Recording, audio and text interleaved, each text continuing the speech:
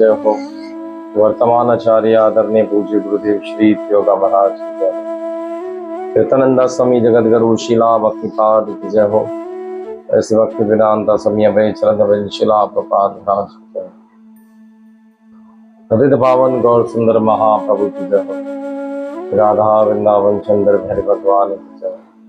श्री राधे कृष्ण भगवान की जय हो। इधर गोपाल की जय हो। श्यापति रामचंद्र पवन पुत हनुमान महाराज की जय हो। रविशंकर वामति महादेव की जय हो। श्री गणेश की जय।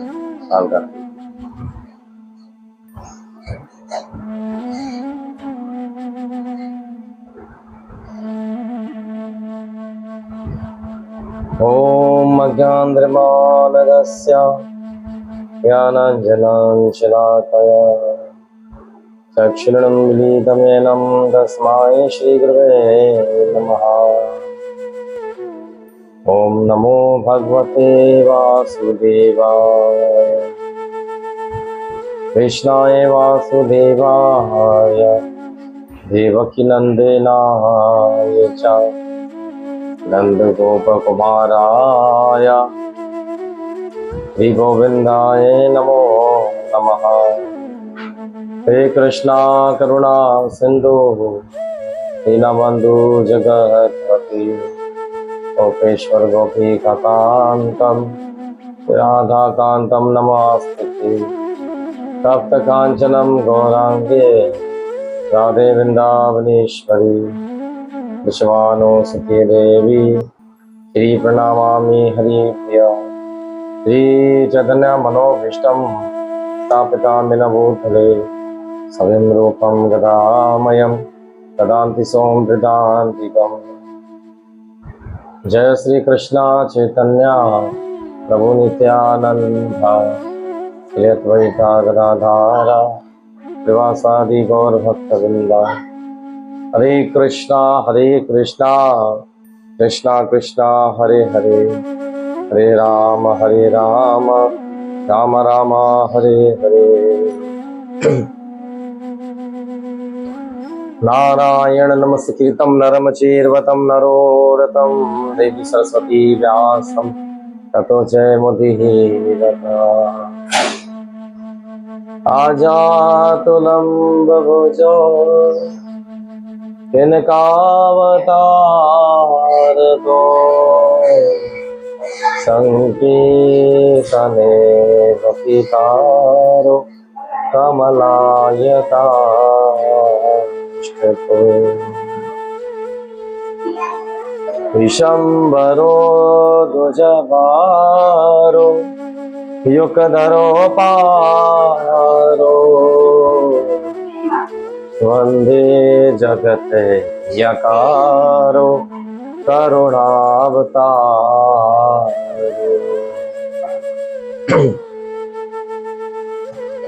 वंदे अनंत भूतवा ऐश्वर्यननं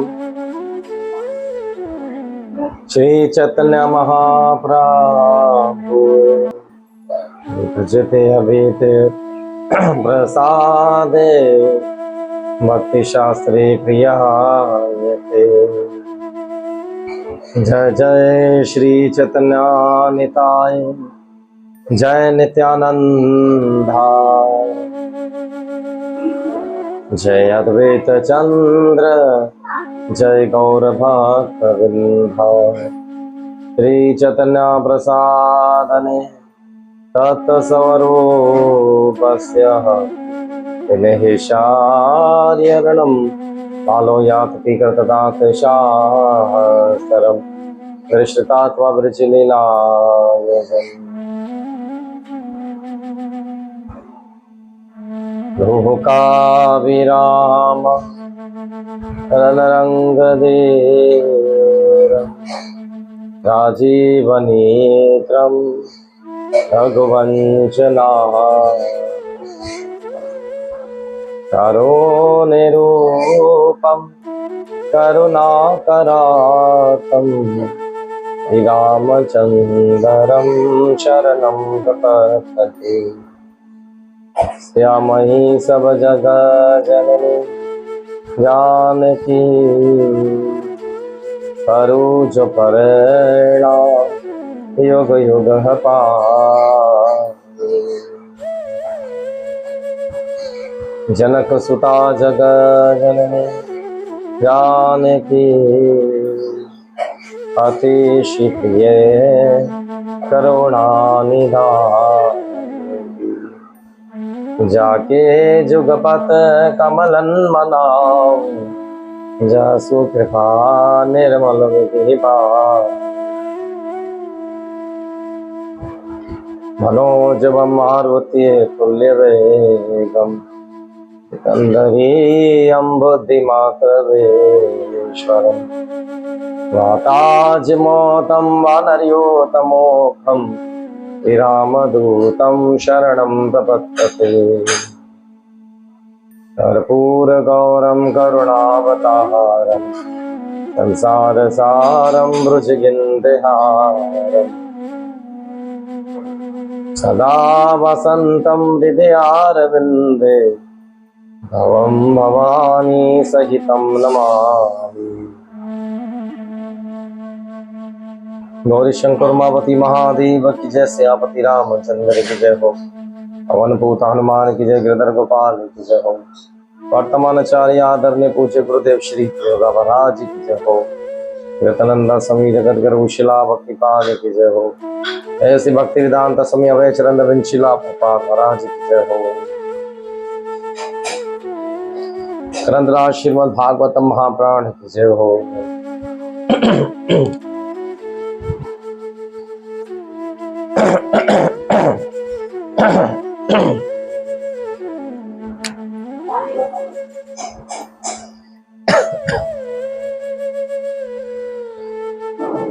हरे कृष्णा कृष्ण कृष्णा हरे हरे, हरे राम राम राम हरे। आज कृष्ण पक्ष भादु मास नवमी तिथि प्रारंभ हुई है। आज के ऐसे पावन दिवस पर हम सब लोग मिलकर भगवान हरि की कथा को श्रवण कर पा रहे हैं और कृष्ण कृपा से हम सब लोगों ने आज के पावन दिवस पर बहुत ही महत्वपूर्ण दिन कृष्ण जन्माष्टमी का दूसरा दिन, शिला प्रभुपाद जी का आविर्भाव। प्रभुपाद जी ने अपने जीवन काल में जितनी कठोर तपस्या की और इस संसार में कृष्ण भावना अमृत को प्रज्वलित किया, ये सारी कथाओं को आज हम सब लोग मिलकर श्रवण करेंगे। सर्वप्रथम यहाँ आए हुए सारे वैष्णव के श्री चरणों में मेरा हार्दिक कोटि कोटि नमन है। आप लोगों ने अपना कीमती समय लिया और कथा से जुड़ने का एक बहुत बड़ा लाभ उठाया है। हम सब लोग मिलकर भगवान हरि की कथा को श्रवण कर रहे हैं। आज हम श्रीमद् भागवत महापुराण दशम स्कंद तीसरे अध्याय हम पढ़ेंगे। आज छठे श्लोक से हम एक सुखदेव गोस्वामी महाराज जी के मुखारबिंद में जो उन्होंने बातचीत परीक्षित महाराज जी को भगवान हरि के आविर्भाव के विषय में बताया, हम सब लोग उससे प्रेम से श्रवण करेंगे।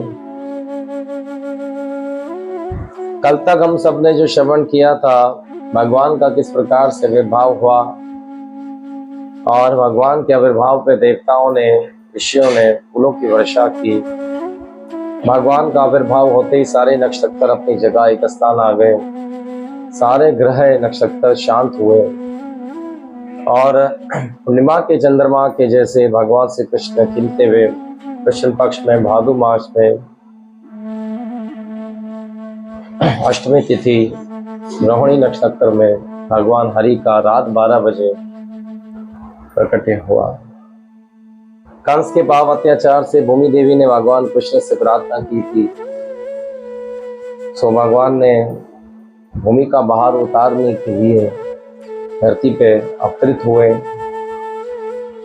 आज भगवान के गुणों, भगवान का ऐश्वर्य, भगवान की सुंदरता के विषय में सुखदेव गोस्वामी महाराज जी परीक्षित महाराज जी को बताते हैं और वसुदेव जी ने भगवान की स्तुति की। इन सब कथाओं को हम श्रवण करेंगे। छठे श्लोक में कहा गया है, जाक किन्नरागंधरम वृष्टत्वः सिदाचारणं विधाधरश्चिये ननस्त्रो प्राश्रुभिः सम्मुधा।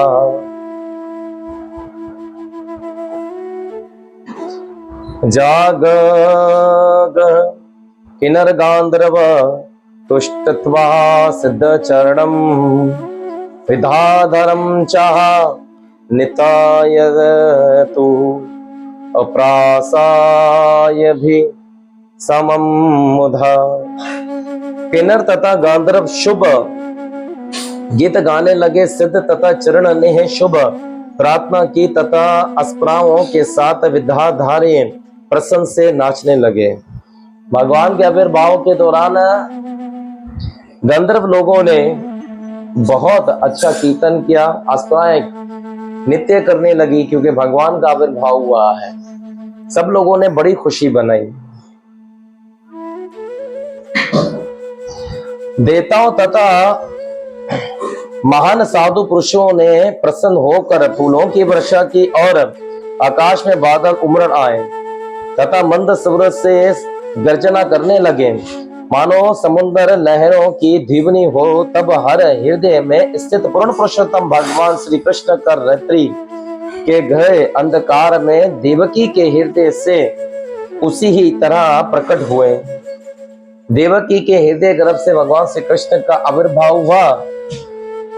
पूर्णिमा के चंद्रमा कृष्ण पक्ष में भगवान पूर्णिमा के चंद्रमा की तरह इतने सुंदर से लगने लगे और समुद्र में लहरें उठने लगी। वायु रिमझिम रिमझिम हवा और बादलों में करकरार होने लगी। तो ये सब सुखदेव गोस्वामी महाराज जी कहते हैं कि भगवान का आविर्भाव हुआ। तो भगवान के आविर्भाव के अंदर ये सारी चीजें वहां सामने आने लगी। देवकी के हृदय गर्भ से भगवान प्रकट हुए। यद्यपि देवकी वे भगवान की भगत थी और भगवान अपने भक्तों के निकट रहते हैं, परमात्मा स्वरूप बनकर अपने भक्त के मन में रहते हैं। भगवान कण कण में हर एक व्यक्ति के, हर एक मनुष्य के मन में रहते हैं परमात्मा स्वरूप से।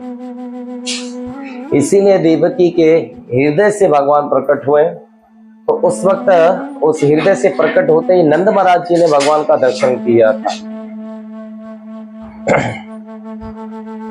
अरे जिस तरह पर्व श्रीतेज में पूर्ण चंद्रमा उदय हुआ है, क्योंकि देवकी भगवान श्री कृष्ण की ही कोटि की थी।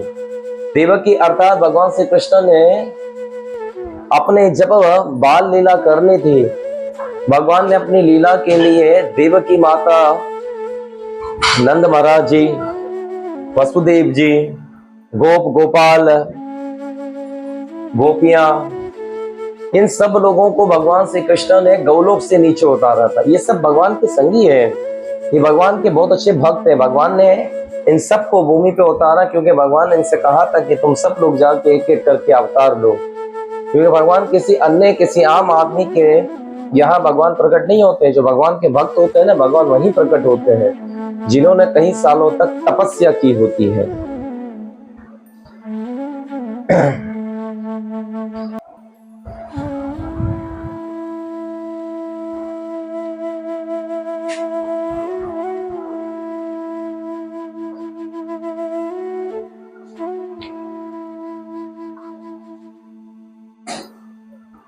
तं मुदतं बालकम् अम्भोजि शारणं चतुर्भुजं शङ्खगदा आदि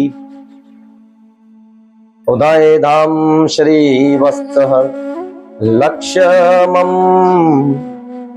गलशिभं कौस्तुभ पतिताभं पतित अम्ब्रं सुंदरं पयायधे सुभागगं महाअर्ध विधार्ये किरीट कुंडलं तिष्ठत्वा परियाष्टकं सहस्रः कौन्त्रालम् ऊर्ध्वं किर्णयञ्च आगान्ते काङ्करन् अधिबहे विराजोमानं वासुदेवाय शतु। तब वसुदेव ने उस नवजात शिशु को देखा जिनकी अद्भुत आंखें कोमल जैसी थी और जो अपने ही चारों हाथों में शंख चक्र गदा तथा पद्म चार आयुध धारण किए हुए थे। वसुदेव जी ने क्या देखा, भगवान का आविर्भाव हुआ तो भगवान के आविर्भाव के अंदर भगवान कोई आम आदमी व्यक्ति पैदा होता है ना, वो उसके शरीर पे कुछ भी नहीं होता है, वे नगन पैदा होता है। लेकिन भगवान का आविर्भाव किस प्रकार से हुआ, भगवान के हाथ में शंख चक्र गदा, भगवान अपने आयुध से परिपूर्ण थे। वसुदेव जी ने जब ये सारी चीजें भगवान को देखा तो वे भगवान को देखते ही रह गए और उनकी स्तुति करने लगे। भगवान के वृक्ष स्थूल पर श्रीवत्स का चिन्ह था और उनके गले में चमकीली कौस्तुभ मणि थी। भगवान के गले में कौस्तुभ मणि होती है और पीतांबर धारण किए हुए थे। उनका शरीर श्याम घने बादल की तरह था। भगवान का शरीर श्याम घने बादल की तरह था। श्याम घने बादल, अभी हम देख रहे हैं कितनी तेज बारिश हो रही है, बारिश हो रही है बाहर। उनके बिखरे बाल बड़े बड़े तथा उनका मुकुट और कुंडल असाधारण तौर पर चमकता है। विदय मणि किदय था। भगवान के कुंडल मकर कुंडल है जो बहुत सुंदर लगते हैं, हमेशा हिलते रहते हैं। और भगवान ने कौस्तुभ मणि धारण की भी है और विदय मणि के साथ करधनी, भगवान ने करधनी पहनी भी है। बाजूबंद, कंगन, अन्य आभूषणों से आलोकित होने के कारण अत्यंत अद्भुत लग रहे थे। भगवान बहुत सुंदर लग रहे थे सारे आभूषणों के साथ।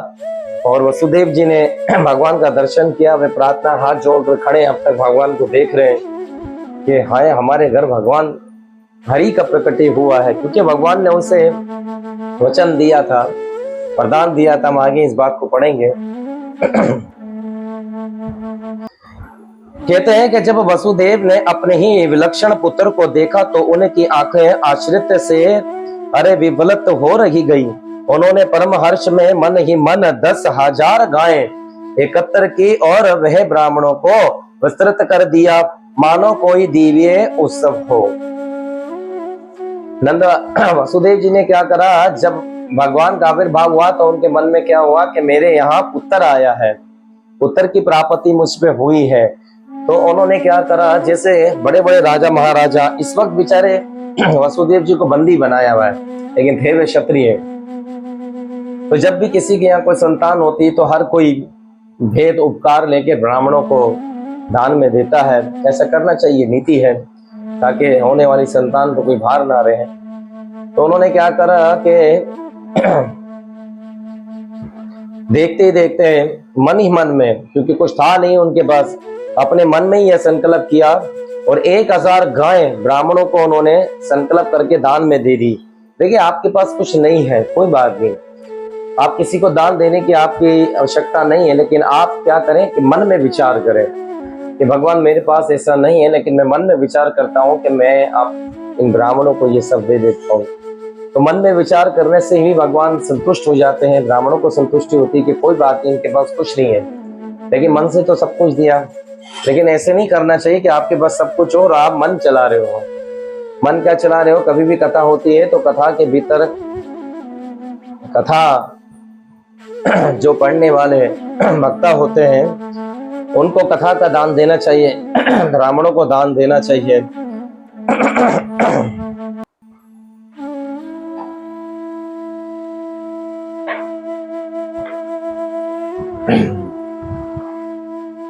ब्राह्मणों को दान देना चाहिए। ब्राह्मणों को दान देने से हमारे घर में जितने भी कलेश, रोग और परेशानी होती है वे सब हम ब्राह्मण की झोली में डाल देते हैं, तो ब्राह्मण उसे शुद्ध कर लेते हैं। हमें ये नहीं सोचना चाहिए कि हम इस ब्राह्मण को इतना दान दे रहे हैं, इसे क्यों दे रहे हैं। हमें ये सोचना चाहिए कि हम जो कुछ भी दे रहे हैं अपने जीवन का सारा क्लेश उस ब्राह्मण को दे रहे हैं। ब्राह्मण धन्य है जो आपके सारे दुखों को, क्लेशों को उठाकर अपनी झोली में भर के ले जाता है। तो ब्राह्मण को 1 रुपया दान दिया हुआ भी आपके रोग क्लेशों का सारा भार उसकी झोली में आता है।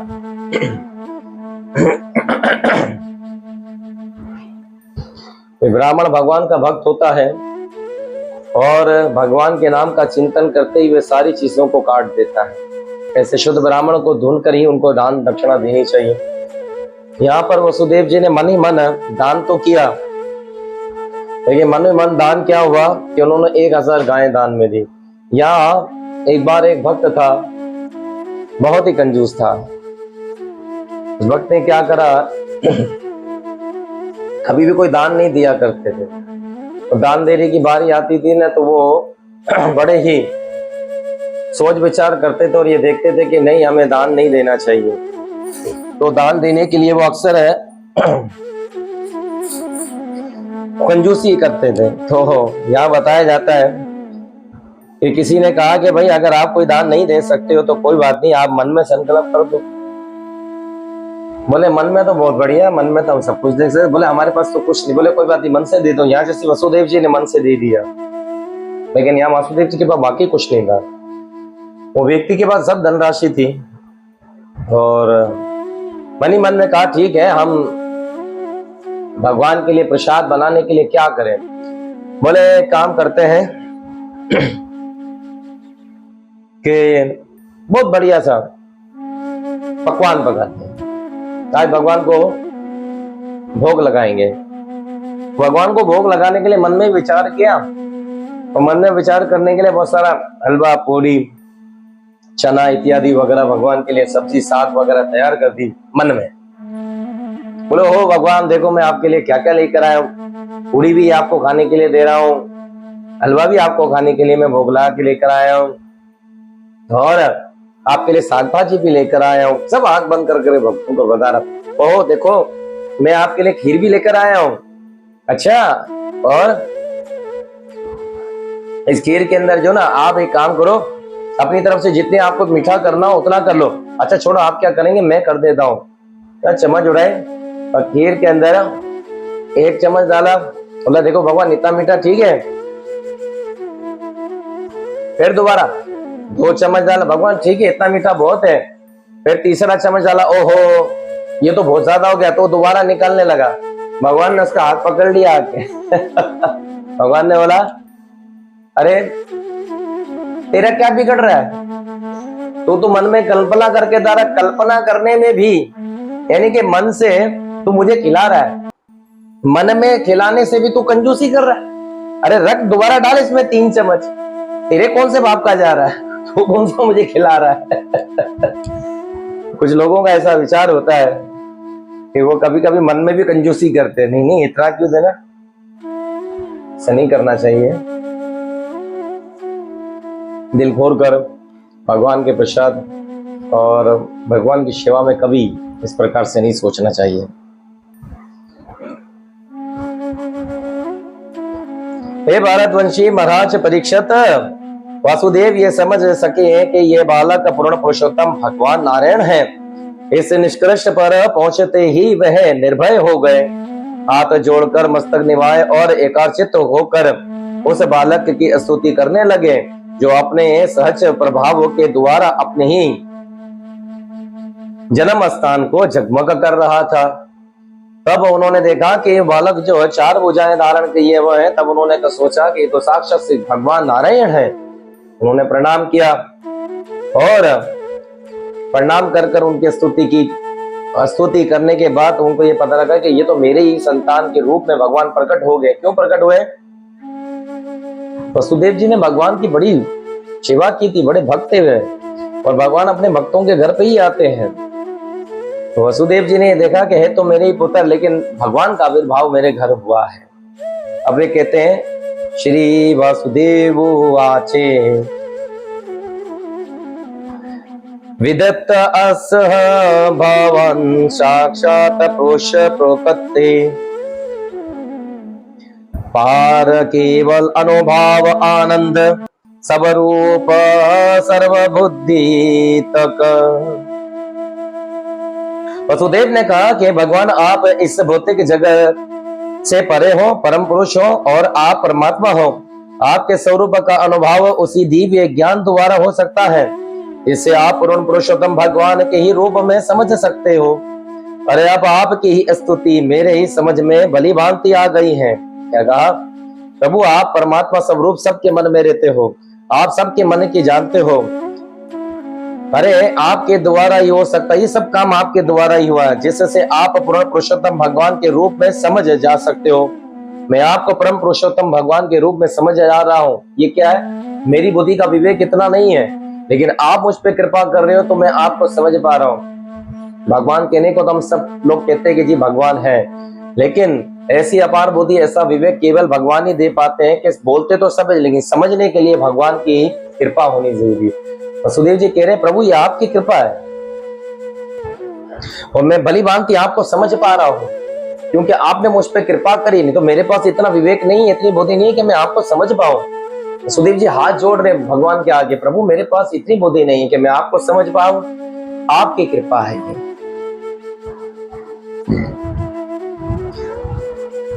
हे भगवान आप वही पुरुष हो जिन्होंने प्रारंभ में अपनी ही बहिरंगा शक्ति से इस भौतिक जगत की सृष्टि की थी। प्रभु आप वही भगवान है जिन्होंने सृष्टि के प्रारंभ में बहिरंगा शक्ति से इस पूरी सृष्टि की सृष्टि की थी, पूरी दुनिया को बनाया था।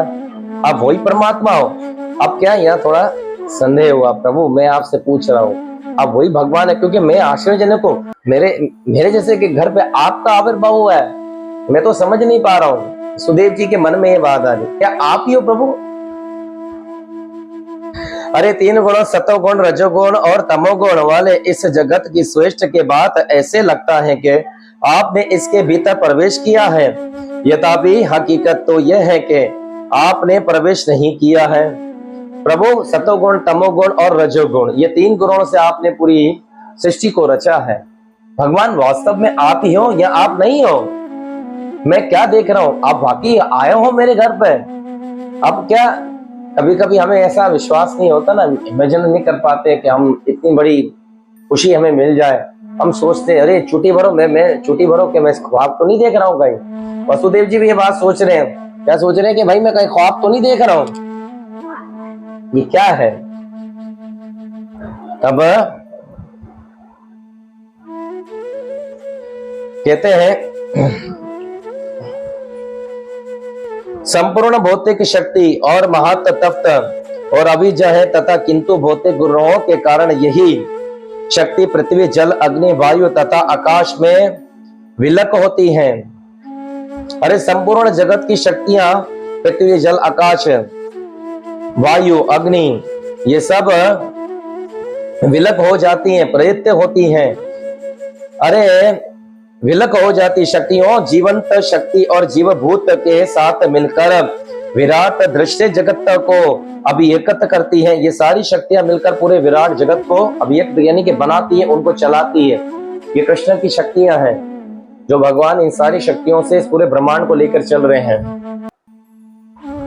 किंतु तथा ये यहाँ के विराट जगत की सृष्टि के पहले से ही महत तप्त विद्यमान रहता है। अरे यहाँ का विराट जगत से पहले ही ये महात्मा विराट सृष्टि के पहले से ही ये महत तप्त विद्यमान रहता है। अतः अरे महत तप्त का वास्तव में सृष्टि में भी प्रवेश नहीं होता है। अरे सुरेश के भगवान का जो ऐश्वर्य है, भगवान की जो शक्तियां हैं, ये भगवान के अंदर ऐसा नहीं है कि भगवान ने अगर ये सृष्टि को बनाया तो भगवान ने फिर इस सृष्टि को प्रकट किया। नहीं, भगवान की शक्ति क्या है, वे भगवान के साथ 24 घंटे रहती है, भगवान के गौलोक वृंदावन में भी होती है, तो भगवान की इच्छा पे काम करती है। वसुदेव जी कह रहे प्रभु आपकी शक्ति, देखिए शक्ति और शक्तिमान, शक्ति से ज्यादा शक्तिमान बड़ा होता है, ठीक है। तो शक्तिमान कौन है, भगवान कृष्ण है, और उनकी शक्ति क्या है, ये हलादनी शक्ति, जिससे जो है समस्त सृष्टांत बना है। यद्यपि आप अपनी उपपत्ति के कारण हमारी इंद्रियों द्वारा अरे अनुभव योग्य हैं, किंतु आपने तो हमारी इंद्रियों द्वारा अनुभव योग्य होते हैं, ना ही हमारे मन या वचनों द्वारा अनुभवमय होते हैं। अरे अवृत्य मानसी गोचार, हमें अपनी ही इंद्रियों से कुछ ही वस्तु देख पाते हैं और सारी वस्तुएं नहीं। अरे उदाहरणतः हमें अपनी आंखों का प्रयोग देखने के लिए कर सकते हैं, किंतु स्वत लेने के लिए नहीं। भगवान श्री कृष्ण को वसुदेव जी कहते प्रभु ये सब आपकी शक्ति है, आपकी इन शक्तियों द्वारा एक और एक मात्र हम अपनी आंखों से आपकी शक्तियां देख सकते हैं, लेकिन क्या हम स्वात देख सकते हैं? बहुत अच्छी बात बता रहे। वैसे तो विराट जगत आप हमें दिखा रहे, लेकिन ये जो स्वाद जैसी शक्ति है ये भी तो आपकी है, हम वो देख सकते हैं? नहीं। अरे फल स्वरूप आप इंद्रियों के अनुभूति से परे हैं प्रभु, आप इंद्रियों से परे हो। हमारी इंद्रियां उधर उधर भटकती है, लेकिन हमारी इंद्रियों को अंकुश देने वाले प्रभु एकमात्र आप ही हैं। यद्यपि आप भौतिक प्रकृति के तीनों गुणों से संबंधित हो प्रभु, आप प्रकृति के तीनों गुणों से संबंधित हो, लेकिन तीनों गुण मिलकर आपके ऊपर हावी नहीं होते हैं। ये सारी प्रकृति के गुण जो है ये आप पे हावी नहीं होते हैं, ये प्रकृति के गुण मनुष्य पे हावी होते हैं समय समय पे। कैसे कि जब कोई व्यक्ति भगवान की भक्ति करता है तो ये पृथ्वी के जितने भी गुण हैं ये किसी भक्त के ऊपर हावी नहीं होते हैं। क्यों? क्योंकि वे भगवान की भक्ति में लगा है। आम व्यक्ति इन सारे गुणों से माया से इंद्रियों को तृप्ति करने लगता है और अंत में अपना विध्वंस कर लेता है। अरे आप उनसे प्रेम भावित रहते हो, आप हर वस्तु के मूल कारण हो, सर्वव्यापक हो और अविभाज्य परमात्मा हो। अतएव आपके लिए कुछ भी बाहरी या भीतर नहीं है। आपने कभी भी देवकी के गर्भ में प्रवेश नहीं किया, हे प्रयुक्त आप पहले से वहां उपस्थित थे। प्रभु आप देवकी के गर्भ से प्रवेश नहीं हुए हैं, आप तो स्वयं परमात्मा स्वरूप वहां पहले से ही थे, क्योंकि प्रकृति तो सब आपके कहने पे काम कर रही है ना, और हम प्रकृति के अंदर काम कर रहे हैं। क्या है? प्रकृति भगवान कृष्ण के कहने पे काम करती है और हम प्रकृति के अंदर काम करते हैं। तो प्रभु आप देवकी के हृदय गर्भ से प्रकट हुए हैं, इस बात का आश्चर्य करने की बात नहीं, क्योंकि आप तो ऑलरेडी उसके हृदय में पहले ही थे, परमात्मा स्वरूप आप वहां पहले ही बैठे हुए थे। तो प्रभु मैं आपको नमस्कार करता हूँ। वसुदेव जी ने इस प्रकार से प्रणाम किया और प्रणाम कर कर वे हाथ जोड़कर विनती करने लगे। वसुदेव जी ने कहा कि प्रभु मैं आपको प्रणाम करता हूं, क्योंकि आपकी ही कृपा मात्र से हम पति और पहली का उपहार किया आपने। हमारा उद्धार करने के लिए यहाँ कोई नेता कंस ने हमारे 6 बालकों का विध्वंस किया, और अब आपकी कृपा से ही इस बालक की रक्षा हो पाएगी। प्रभु आप दयालु हो, आप बालक के स्वरूप में मेरे यहाँ पधारे हो। भगवान क्या ये नहीं बता सकते थे कि मैं तो बालक के रूप में आया, तुम मुझसे क्यों डर रहे हो, मैं सब कुछ कर सकता हूँ? लेकिन भगवान ने क्या अपनी बाल लीला और मनुष्य रूप के सारे, तो भगवान में सब काम कर सकते, लेकिन क्या, लेकिन जब भगवान मनुष्य रूप में आते हैं ना, तो मनुष्य रूप में क्या होता है, भगवान मनुष्यों के रूल्स को फॉलो करते हैं। अब भगवान रामचंद्र जी की बात ले सकते हैं। यहाँ पे वसुदेव जी क्या बता रहे हैं, एक पॉइंट आता है कि वसुदेव जी कहते हैं कि भगवान ये प्रकृति आपके बनाए हुए कहने के इशारे पे काम करती है, क्योंकि ब्रह्मा जी ने आपके कहने के मुताबिक इस सृष्टि को बनाया। तो ब्रह्मा जी ने पूरी सृष्टि के अंदर मनुष्य बनाया, ब्रह्मा जी ने पूरी सृष्टि में जन परिंद और पशु पक्षियों को बनाया, ठीक है। और ये सारी चीजों को बनाने के बाद ब्रह्मा जी क्या करते थे, भगवान कृष्ण के पास जाते थे और उनसे पास करवाते थे। प्रभु मैंने ये बनाया है, आपके कहने के मुताबिक ये ठीक है? तो भगवान कहते थे हाँ ठीक है, हाँ अच्छा है, जाओ। इसको जीवित कर दो, जाओ इसको भूमि पे भेज दो, जाओ इसका ये काम दे दो। तो क्या ब्रह्मा जी ये सारे वस्तुओं को बनाने के बाद, चीजों को बनाने के बाद भगवान को दिखाते थे। क्यों? क्योंकि भगवान विधाता है, कृष्ण विधाता है, ये सब भगवान की योग माया है। भगवान अपनी योग माया से सबको प्रकट करते थे। अब ये बात देखी जाती है कि यहाँ पे वसुदेव जी भी कह रहे हैं प्रभु आप तो परमात्मा स्वरूप वैसे ही देवकी के गर्भ में थे। तो इस बात का आश्चर्य क्या करने की बात है कि आप यहाँ प्रकट हुए, आप तो ऑलरेडी परमात्मा स्वरूप सब मनुष्य के मन में हो। हरि व्यापत सर्वते सर्वतो समान, प्रेम ते दिया जाहे सो ही माने मन। भगवान सब जगह एक समान से है, ठीक है, ऐसे शिव जी कहते हैं। लेकिन प्रेम से कोई व्यक्ति अगर भगवान का कीर्तन करे, उनका भजन करे, तो भगवान आप प्रकट हो जाते हैं। देवकी ने और वसुदेव जी ने भी प्रेम से किया। अब रामचंद्र जी की अगर हम ये बात कहें तो रामचंद्र जी एक और एक माता, जब माता जानकी ने रामचंद्र जी से कहा कि प्रभु स्वामी ये मिर्क मुझे बहुत अच्छा लग रहा है, ये सोने जैसा मिर्क है, मुझे ला कर दे दीजिए, हम इसे अयोध्या ले जाएंगे। जब इसके बालों में पैरों में मैं घुंघरू बांधूंगी ना तो पूरी अयोध्या में चमचम चमचम करता हुआ घूमेगा। तो क्या रामचंद्र जी को नहीं पता था कि ये मिर्क नहीं है, ये राक्षस है, ये मारीच है? क्या रामचंद्र जी को नहीं पता था? क्यों? क्या ब्रह्मा जी ने ऐसा मिर्क पास करवाया नहीं था क्या? ब्रह्मा जी ने ऐसा मिर्क कभी लेकर गए थे रामचंद्र भगवान के पास के जी? तो भगवान को नहीं पता था क्या? भगवान को सब पता था कि ऐसा अद्भुत मिर्क तो मैंने पास ही नहीं किया, ना ब्रह्मा ने बनाया है, ये जरूर यकीनन कोई राक्षस है। लेकिन क्या भगवान ने अपनी लीला करने के लिए मनुष्य के रूल यानी कि इंसानों के रूल को फॉलो करने के लिए भगवान उसके पीछे दौड़े। भगवान को तो पता ही था कि मैंने तो इसको पास नहीं किया, ये ऐसा कैसा मिर्क आ गया, ये तो माया भी है ना। भगवान को तो सब पता, लेकिन भगवान क्या अनजान और मनुष्य का रूप धारण करके भगवान मनुष्य के रूल्स को फॉलो करते हैं। जब भगवान भौतिक जगत में आते हैं ना तो भगवान क्या करते हैं, भौतिक जगत के जैसे मनुष्यों के जैसे उनका भाव हो जाता है, फिर उन चीजों को फॉलो करते हैं। जानते सब है लेकिन उनको फॉलो करते हैं। यहाँ पे वसुदेव जी भी कहते हैं कि प्रभु प्रयोग के पहले से ही वे उपस्थित हैं। प्रभु आप तो यहाँ पहले से देवकी के हृदय में उपस्थित हैं। क्या आप इन बातों को जानते नहीं थे? आप तो सब जानते प्रभु। हम तो केवल और केवल आपकी प्रशंसा करते हैं, आपको प्रणाम करते हैं, हम आपका धन्यवाद करते हैं प्रभु, आप हमारे यहाँ प्रकट हैं, हम आपको प्रणाम करते हैं। इस प्रकार से स्तुति करते हुए हैं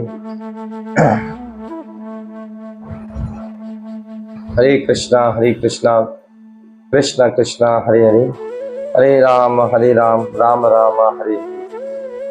जो व्यक्ति प्रकृति के तीनों गुणों से बने अपने ही अरे देश शरीर को आत्मा से स्वतंत्र मानता है, वे अस्त तप्त के आधार से ही अनजान होता है। जो व्यक्ति अपने दृश्य शरीर को आत्मा से स्वतंत्र मानता है, जो व्यक्ति अपनी आत्मा से अलग आजाद मानता है, किसको?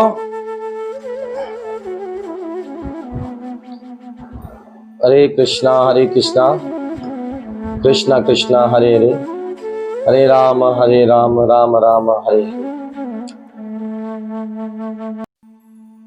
आजन्मा होता है और इसीलिए वे मूढ़ है। जो व्यक्ति इस बात को जानता है, क्या जानता है कि आत्मा शरीर से अलग नहीं है। आत्मा क्या है? कभी शरीर से अलग नहीं होती है, आत्मा शरीर के भीतर रहती है और शरीर से जब वे अलग हो जाती है तो शरीर की मृत्यु भी हो जाती है। और जो कोई व्यक्ति ये सोचता है कि जी हम तो शरीर है, हमें क्या लेना है, तो ऐसा व्यक्ति वसुदेव जी कहते हुए मूढ़ है, वे मूर्ख आदमी है जो अपने आप को आत्मा से स्वतंत्र समझता है। जो आत्मा को अपने आप से स्वतंत्र समझता है कि हम आत्मा से आजाद हैं, नहीं, आत्मा से अगर हम आजाद हो गए तो हमारा शरीर मर जाता है, हमें मृत्यु की प्राप्ति हो जाती है। ऐसा व्यक्ति वसुदेव जी कहते हैं कि वे व्यक्ति मूढ़ है। अरे जो विद्वान है वे इसे निर्णय को नहीं मानते हैं, क्योंकि अरे विचारने द्वारा ये समझा जा सकता है कि आत्मा के आधार बिना के दृश्य शरीर तथा इंद्रिय श्रेहन है। अरे आत्मा के बिना ये शरीर और ये इंद्रियां बिल्कुल जीरो है। अगर आत्मा नहीं होती तो इंद्रियां भी काम नहीं करती। या तो आप सिंपल सी मिसाल ले सकते हैं, किसी को पैरालाइज हो जाता तो उसका शरीर काम नहीं करता है, एक पैरालाइज होने से। अगर शरीर से आत्मा ही निकल जाए तो क्या इंद्रिया और ये शरीर काम कर पाएगा? कभी नहीं कर पाएगा। यद्यपि इस निर्णय को अस्वीकार कर दिया गया है, किंतु मूर्ख व्यक्ति इसे सत्य मानते हैं। मूर्ख लोग हैं प्रभु जो इसे सत्य मानते हैं। हर मनुष्य केवल और केवल आप ही के साथ है और आप परमात्मा स्वरूप बनकर उसके मन में बैठे हैं। आप उनके शुभ और अशुभ कर्मों के साक्षी हैं। प्रभु आप सबको शिक्षाएं अच्छी की देते हैं। प्रभु आप सब लोगों को बुरे के लिए रोकते हैं, लेकिन मनुष्य अपने कर्मों द्वारा बुरे कर्म कर पाता है। इस श्लोक में बड़ी अच्छी चर्चा की है वसुदेव जी ने। इस श्लोक को हम यहीं विराम करते हैं और कल हम दोबारा इस श्लोक को कंटिन्यू करेंगे, क्योंकि आज हम थोड़ी सी चर्चा करेंगे शिला प्रभुपाद महाराज जी की आविर्भाव की। शिला प्रभुपाद महाराज जी की जय हो। प्रभुपाद जी के विषय में हम थोड़ा बहुत जानेंगे, क्योंकि आज सब लोगों ने प्रभुपाद महाराज जी का व्रत रखा और दोपहर 12 बजे तक व्यास पूजा कर प्रभुपाद जी का अभिषेक करा। ये सब चीजें इत्यादि करने के पश्चात प्रभुपाद जी से आशीर्वाद दिया। तो ये सब हमारा धर्म था। प्रभुपाद महाराज जी एक और एक मात्र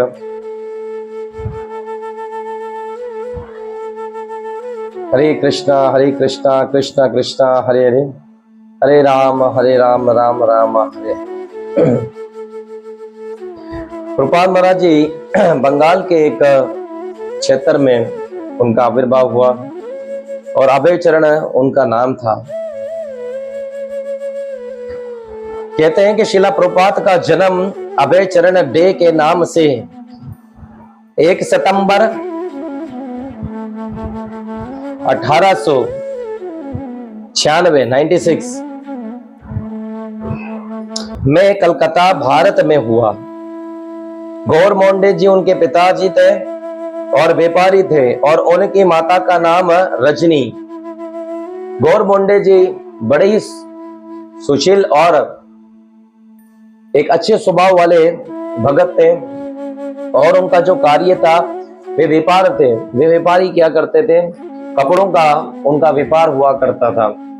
और शिला प्रभुपाद महाराज जी उनके यहाँ पर उनका जन्म हुआ।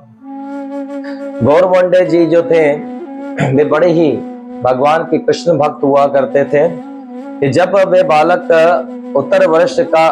7 वर्ष का हुआ तो अरे समुद्र पर जाके हुए महान धर्म और दर्दनों को हो गया और मंदिर स्थापना करा। कितने वर्ष का? गौर मोंडे जी का बालक कौन? शिला प्रभुपाद महाराज जी अभय चरण। जब उन्होंने 70 वर्ष की आयु हो गई थी। कितने वर्ष की? 70 वर्ष की आयु हुई। तो ये भविष्यवाणी कब हुई थी?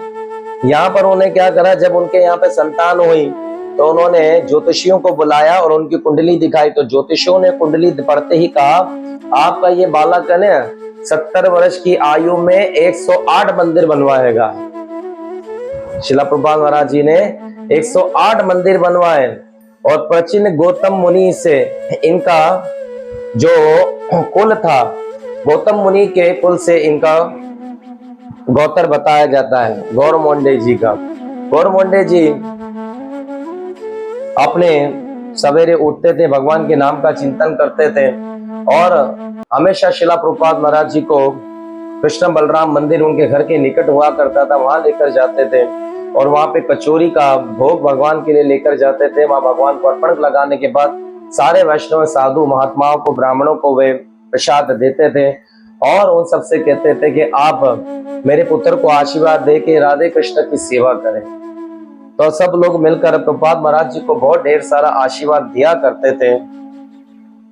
इसके पश्चात वे रोजाना क्या करते थे कि कभी अगर शिला प्रभुपाद महाराज जी कुछ शरारत कर जाते थे तो ऐसा बताया जाता है कि गौर मोंडे जी क्या करते थे, पहले प्रभुपाद जी को डांटने से पहले कहते थे कि तुम मेरे पुत्र हो, अतएव अब मैं मुझे तुम्हें सुधारना चाहिए, यह मेरे कर्तव्य है। श्री चैतन्य महाप्रभु के पिता भी इन्हें दंड देते हैं, अतएव तुम बुरा ना मानना।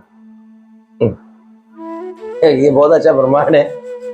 यहाँ पे बताया जा रहा है, एक पिता को शिला प्रभुपाद जी के पिताजी ने कभी कभी अगर प्रभुपाद महाराज जी बचपन में कुछ शरारत कर जाते थे तो गौर मोंडे जी क्या करते थे कि देखो अभी मुझे तुम्हें सुधारना पड़ेगा, ठीक है, तुम बुरा नहीं मानना। तो ऐसा बताते हैं कि ऐसा चैतन्य महाप्रभु जी के पिताजी भी करते थे। जगन्नाथ मिश्रा जी वे भी क्या करते थे, महाप्रभु को जब डांटते थे ना तो उनको पहले बोलते थे कि देखो तुम बुरा नहीं मानना, मैं तुम्हें डांट रहा हूं। बहुत अच्छी बात है कि अपनी संतान को प्रेम से इस बात से समझाना, ताकि संतान को भी ये लगे कि हमारे पिताजी हमें एक्सक्यूज करते हैं और हमारी गलती भी हमें डांटते और बाद में हमें बोल भी रहे कि देखो तुम बुरा नहीं मानना, मुझे तुम्हें सुधारने के लिए ये करना पड़ता है। तो ये बात अच्छी है, बच्चों को इससे अच्छी अवेयरनेस मिलती है, अच्छा प्रेम बढ़ता है बच्चों को। आप उनको कभी भी डांट डपट करो तो बात में से कहो कि बेटा देखो मैं आपको सुधारने के लिए ऐसा करता हूँ, मैं तो चाहता तो आपके साथ बहुत सारा कुछ कर सकता था, लेकिन मैं आपको डांटता हूँ आपके भले के लिए। तो बच्चों को प्रेम से इस दौर में समझाना चाहिए, नहीं तो बच्चे जो है आजकल बागी हो जाते हैं। माता पिता को सर्वप्रथम ये सोचते कि ये तो हमारा दुश्मन है। प्रेम से समझाना चाहिए, प्रेम भी करना चाहिए उनको।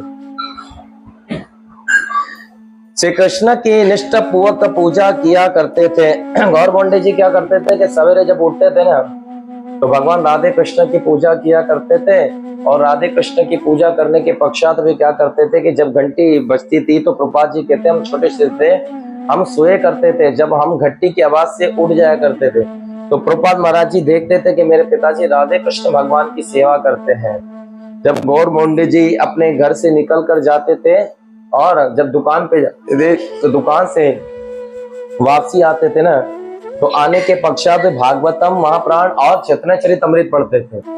इन दोनों पुस्तकों को पढ़ते थे तो प्रभुपाद महाराज जी, अभय चरण जी इन सब चीजों को देखते थे कि मेरे पिताजी किन चीजों को पढ़ रहे हैं, भागवतम और चैतन्यचरितमृत।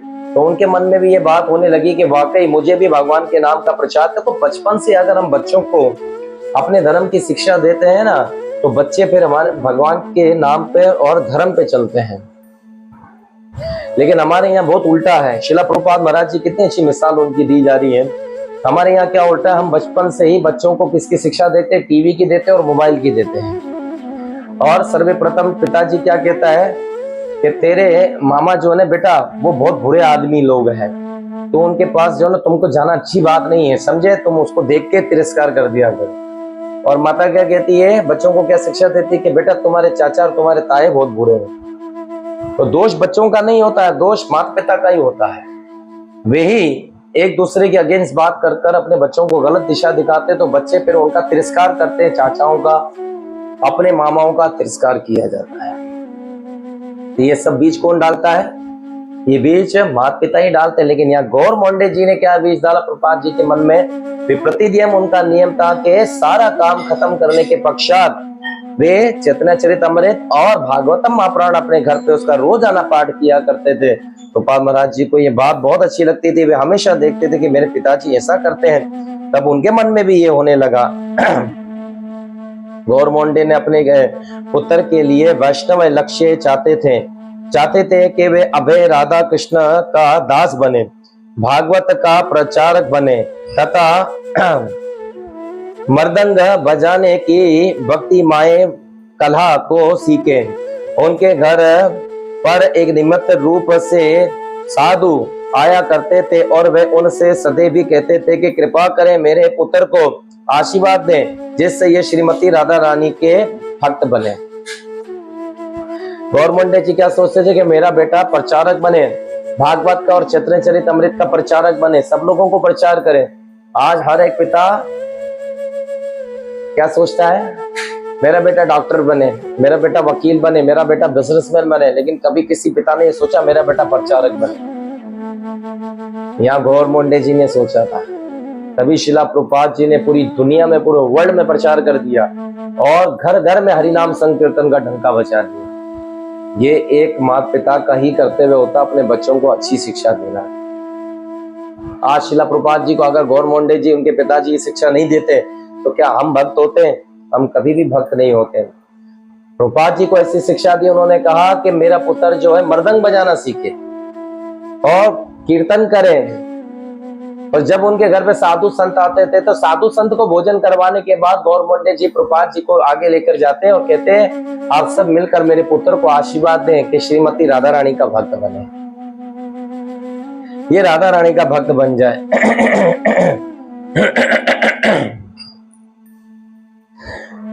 मैं अपने पुत्र को बड़ा होने पर अंग्रेजी वकील बनाना चाहती थी। वे कौन?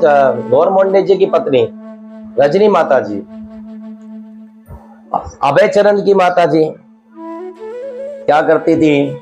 अब इनका भाव क्या था गौर मोंडे जी का कि मेरा बेटा प्रचारक बने, भागवत और चरित्र का प्रचार करे और भगवान का मृदंग कीर्तन में बजाए, तो कीर्तन का आनंद ले। प्रभुपाद महाराज जी के पिताजी ये सोचते थे।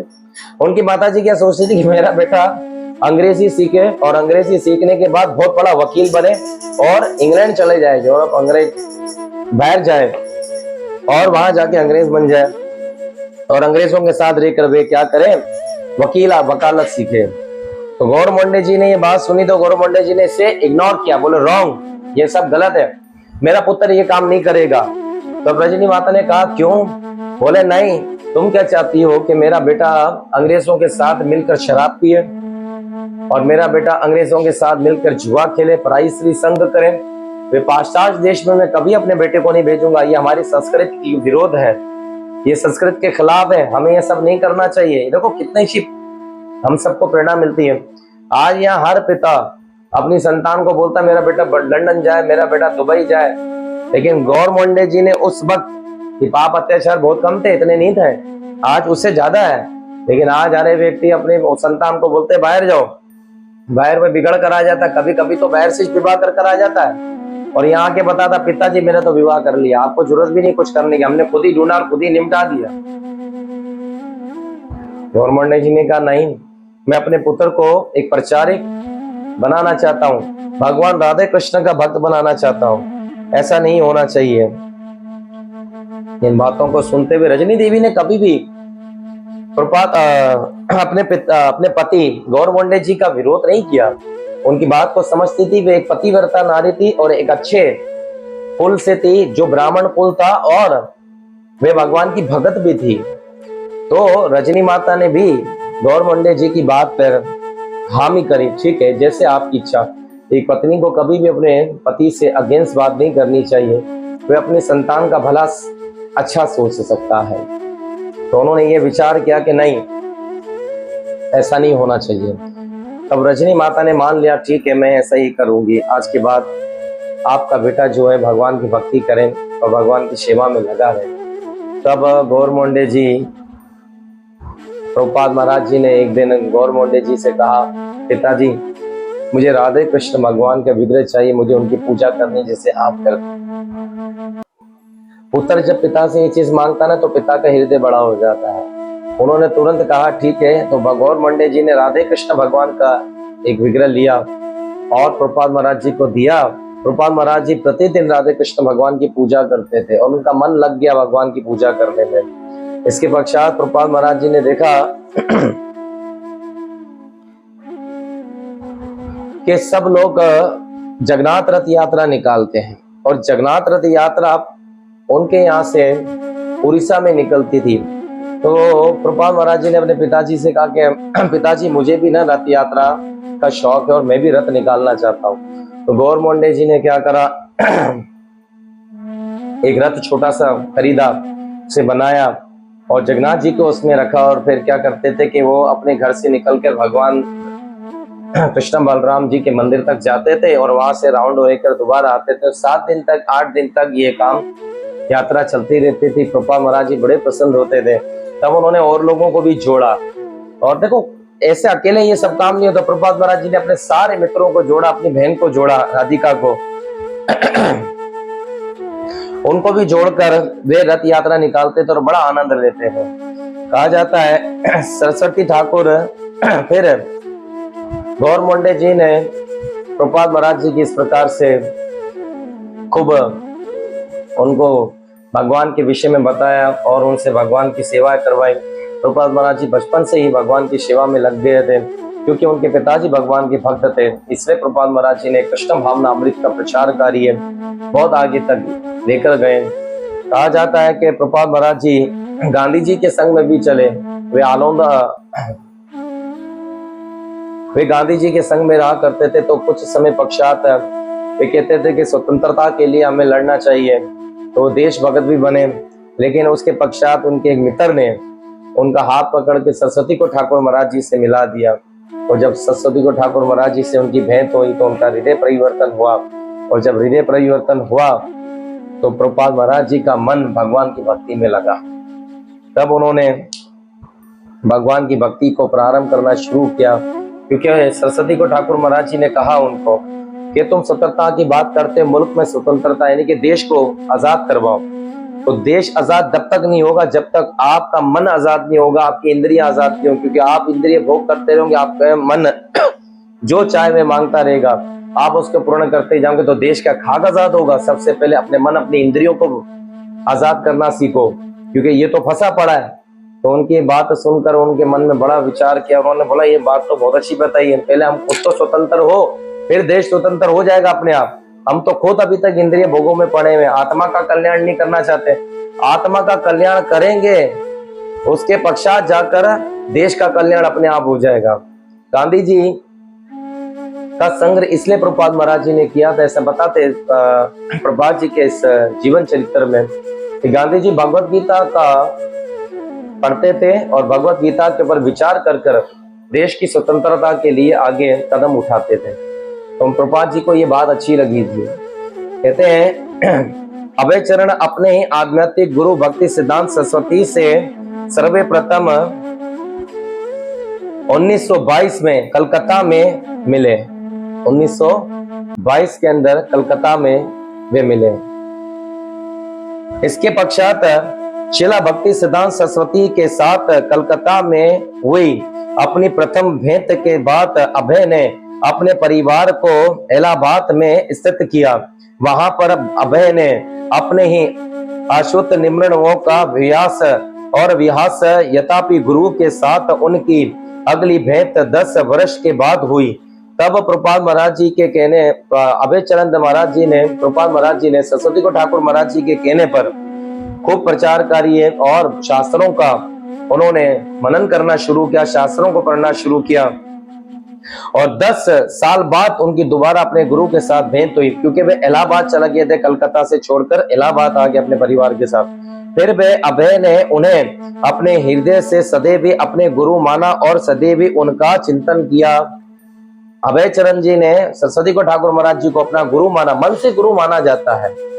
आप किसी को मन से गुरु बनाओगे ना तो वो गुरु है। ऐसा नहीं है कि जिसको मन में जाना ही नहीं तो वो गुरु कैसे। आप उनको आप दीक्षा ले रहे हो, आप उनको गुरु मन से मानते ही नहीं, तो दीक्षा लेने का क्या फायदा। ऐसा नहीं होना चाहिए। कहते हैं कि मन से गुरु बनाओ। भक्ति सिद्धांत सरस्वती ने अभय को इलाहाबाद में 1932 में दीक्षा दी। 1932 में प्रभुपाद महाराज जी की दीक्षा हुई और ये वृंदावन के राधा कुंड तथा जहां पर भक्ति सिद्धांत सरस्वती ने अभय से 1935 के नवंबर में कहा, यदि तुम कभी भी धन प्राप्त हो तो तुम पुस्तक के छापना। तब सरस्वती को ठाकुर महाराज जी ने अभय चरण शिला प्रभुपाद महाराज जी से कहा कि अभय मैंने तुम्हें दीक्षा तो दे दी। फिर उसके पश्चात 1935 के अंदर प्रभुपाद महाराज जी राधा कुंड के पास सरस्वती को ठाकुर महाराज जी के संग में चल रहे थे। तो उन्होंने उपदेश दिया कि अभय प्रभुपाद, जब तुम्हारे पास अधिक धन हो तो इस धन से तुम पुस्तकें छापना, पुस्तकों को लिखना, ताकि लोगों का कल्याण हो। ये पुस्तक की सेवा सर्वप्रथम जीव गोस्वामी महाराज जी ने हमारी गुरु परंपरा में की थी और इसी परंपरा को फॉलो किया प्रभुपाद महाराज जी ने। और इसी परंपरा को फॉलो कराने के लिए सरस्वती को ठाकुर महाराज जी प्रभुपाद को ये उपदेश दे रहे हैं कि तुम पुस्तकों को छापो, किताबें लिखो, किताबों को प्रिंट करो, क्योंकि किताब पढ़ने से मनुष्य को सिद्धि की प्राप्ति होगी और वह भगवान की भक्ति करेगा। अब घर घर तो कोई रोजाना तो जा नहीं सकता था, तो उनका विचार ऐसा था कि तुम किताब लिखो तो लोग, जैसे आज हम दूर बैठकर भी एक दूसरे के साथ शास्त्रों से जुड़े हुए हैं ना, कथा हम पढ़ रहे हैं, आप लोग भी सुन रहे हैं, तो ये क्या, ये प्रभुपाद की कृपा है। प्रभुपाद ने लिखा इनको अपने गुरु के कहने के मुताबिक, तो हम सबका कल्याण हुआ। अगर ये शास्त्रें नहीं होती तो क्या प्रभुपाद की वाणी हम तक पहुंच पाती? प्रभुपाद महाराज जी रात के 2 बजे उठकर इन सारे पुस्तकों को लिखते थे। एक 70 साल का बूढ़ा आदमी जो दवाई पीकर अपने बिस्तर पे लेट जाता तो होश नहीं होता कब उठना है, लेकिन हमारे शिला प्रभुपाद महाराज जी की इतनी कृपा हम सबके लिए ली। देखिए वे रात में जगे, प्रभुपाद रात में जगे तो हमारी आंखों से अंधेरे को भगा दिया, हमारे जीवन से अंधेरे को भगाया प्रभुपाद ने। क्यों? क्योंकि वो रात्रि में जग कर इन पुस्तकों को लिखते थे। तो हम सबका कर्तव्य बनता है कि हम प्रभुपाद के पुस्तकों को पढ़ें, उनके पुस्तकों को लाकर रखें। नहीं, ये हमारा धर्म है। एक 70 साल का बूढ़ा आदमी अपनी नींद खराब कर कर पुस्तकें लिख रहा है, किसके लिए? लोक कल्याण के लिए। तो क्या हम लोग ऐसे नास्तिक और ऐसे मन बुद्धि वाले लोग हैं कि हम भगवान की इन बातों को समझने के लिए, प्रभुपाद ने तो अपनी नींद का बलिदान दे दिया, अपने शरीर का बलिदान दे दिया। क्यों? अगर मैं बलिदान नहीं दूंगा, अगर मैं रात्रि में नहीं जगूंगा, तो ये लोग कैसे सुकून से सो पाएंगे? अगर प्रभुपाद नहीं जगते तो क्या हम सुकून से सो पाते? ये प्रभुपाद की पुस्तक नहीं है, ये साक्षात प्रभुपाद की वाणी है। जो प्रभुपाद बोलते हैं, इन पुस्तकों को हम कभी भी पढ़ते हैं ना, तो प्रभुपाद इसमें बात करते हैं, नजर आता है कि प्रभुपाद ने बात की है हमसे। क्यों? क्योंकि प्रभुपाद का भाव इसमें लगा है। वे कहते हैं 1940 में कलकत्ता में रहते हुए समय अभय ने अपनी ही पहली वे पुत्र को प्रचार में सम्मिलित कराने का प्रयास किया। तब उन्होंने 1940 में शिला प्रभुपाद महाराज जी ने अपने पुत्र को और अपनी पत्नी को प्रचार, यानी कि उनको भगवान के विषय में प्रचार करने के लिए और उनको बताते थे। तो उस वक्त शिला प्रभुपाद महाराज जी की पत्नी जो थी वे चाय और ये कॉफी वगैरह लेते थे। प्रभुपाद महाराज जी ने इनको इसलिए छोड़ा क्योंकि प्रभुपाद महाराज जी ने कहा ये चाय कॉफी जो है हमारे लिए नहीं बनी, ये अंग्रेजों की दी हुई है। आपको पता है ये चाय कॉफी का क्या मतलब है? आज ध्यान से सुनिएगा। ये चाय कॉफी वो काम करती है, इसमें कैफीन डलता है। आप देखिएगा ऑफिसों के अंदर ज्यादा से ज्यादा चाय कॉफी पिलाई जाती है। क्यों पिलाई जाती है? ये अंग्रेजों का एक नुस्खा है कि आप लोगों से ज्यादा काम करवाने के लिए, आपकी नींद नहीं आए, आपको थकन नहीं हो, तो वो चाय कॉफी बना बना के देते थे ताकि ये पीता रहे और हमारा काम डबल करके दिखलाए। ये चाय कॉफी पीने के लिए ये अंग्रेजों का दिया हुआ नशा है, ताकि आदमी इससे जगा रहे और हमारा 50 काम ये कर देगा। आज 10 काम करना था लेकिन 50 करके गया। क्यों? तो चाय कॉफी पीता है। गोपाल महाराज जी ने कहा ये नशा हमसे नहीं होगा, इनको दूर करो। आप लोग को मेरे संग में रहना है तो संग में रहें, या तो टी या मी। ये गोपाल महाराज जी का बहुत बड़ा निर्णय था।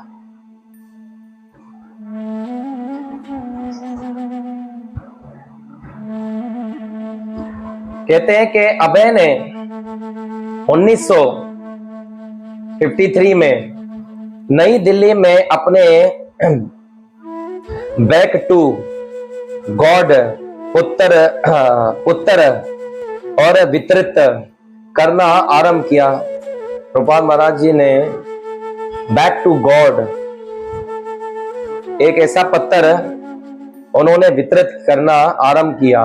वहां पर बहुत सारे लोग, बहुत सारे प्रभुपाद महाराज जी के साथ मिनिस्टर इत्यादि मंत्री वगैरह बैठे होते थे। प्रभुपाद महाराज जी ने उसको लिखकर उनको दिखाया।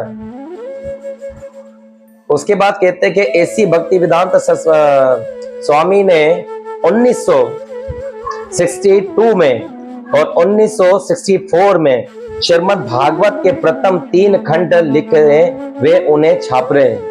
तब शिला प्रभुपाद महाराज जी ने 1965 और 1962 इसके अंदर शिला प्रभुपाद महाराज जी ने श्रीमद् भागवत के प्रथम 3 स्कंद लिखे। प्रभुपाद जी ने प्रथम 3 स्कंद लिखे और उसका प्रिंट किया। प्रभुपाद महाराज जी जब प्रिंट के लिए जाते थे तो प्रभुपाद महाराज जी ने देखा कि प्रिंट में बहुत खर्चा होता है, तो प्रभुपाद महाराज जी ने ऐसी व्यवस्था करी कि खूब प्रचार कार्य करके भगवान की सेवा के लिए उन्होंने एक प्रेस अपना ही खरीदा, फिर वहां पे पुस्तकें छापते थे। बहुत अच्छी थिंकिंग थी प्रभुपाद महाराज जी की आगे बढ़ने की। आगे कैसे बढ़ा जाता है, अबे ने बैक टू गॉड के अरे चिन्हन में भक्ति सिद्धांत सरस्वती का ऊपर दिखाया चित्र प्रयोग में लाया। भक्ति सिद्धांत सरस्वती ठाकुर महाराज जी अपने गुरु का चित्र जो था वे उस किताब के ऊपर ही रखा। जिस दिन अबे ने संन्यास लिया वही दिन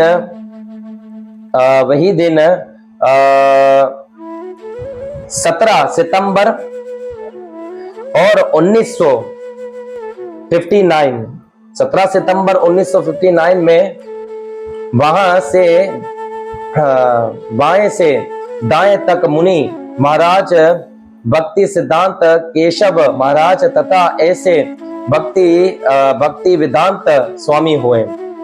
वे भक्ति सिद्धांत से ऐसी भक्ति वेदांत स्वामी बने क्योंकि उन्होंने संन्यास ग्रहण कर लिया। क्या तारीख थी? दिन था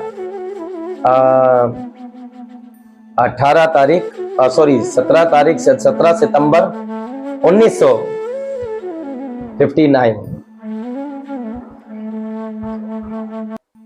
अरे वृंदावन के राधा दामोदर मंदिर का एक ऐसी भक्ति वेदांत स्वामी का अरे रसोई घर, इस कमरे से वे शिला रूप गोस्वामी की समाधि का दर्शन कर सकते थे।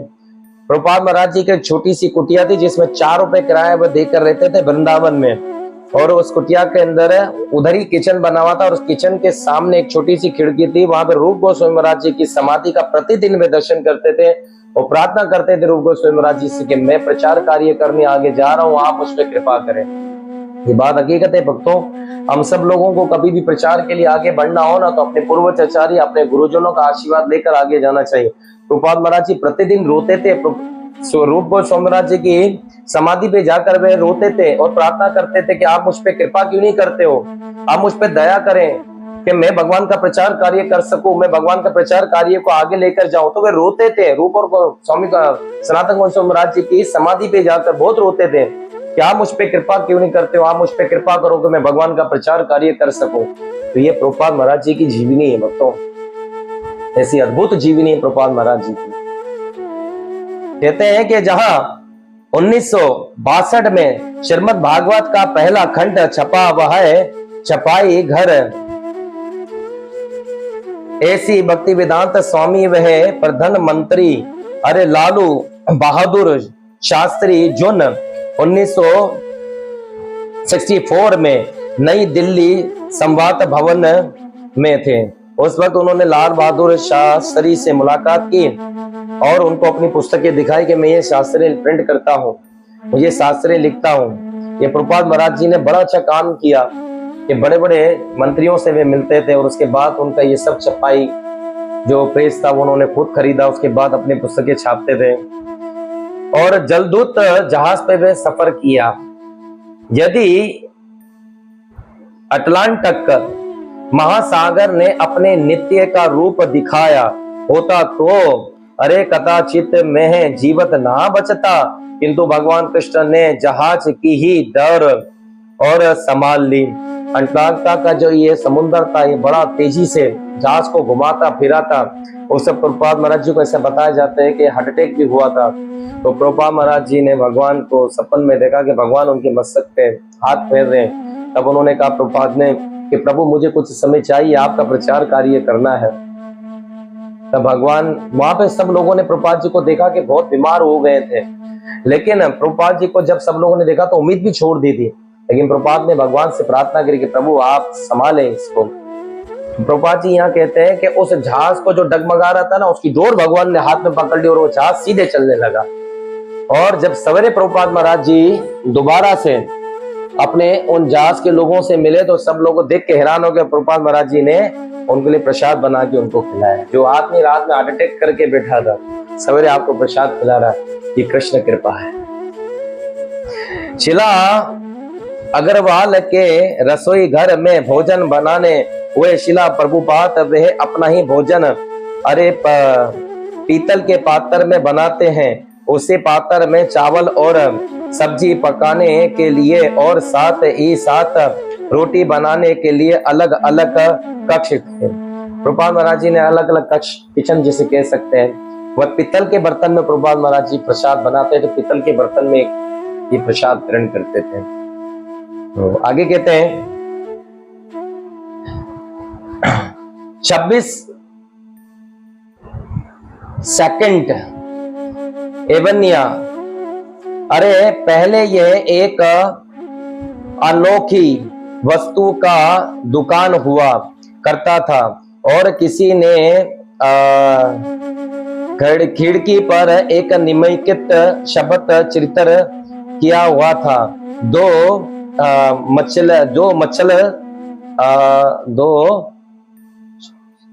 मचलूस गुफट थे, यानी कि वे क्या करते थे कि प्रभुपाद महाराज जी ने एक दुकान देखी, उस दुकान को प्रभुपाद महाराज जी ने वास्तव का दुकान हुआ और प्रभुपाद महाराज जी ने उस दुकान को देखा तो उसमें एक बड़ा अजीब सा चित्र बना हुआ था और अनेकों ही वस्तुओं का दुकान हुआ करता था और किसी ने अरे उस खिड़की पर एक निम्नलिखित शब्द चित्र किया हुआ था। दो जो मचलूस गुफा थी, अरे 26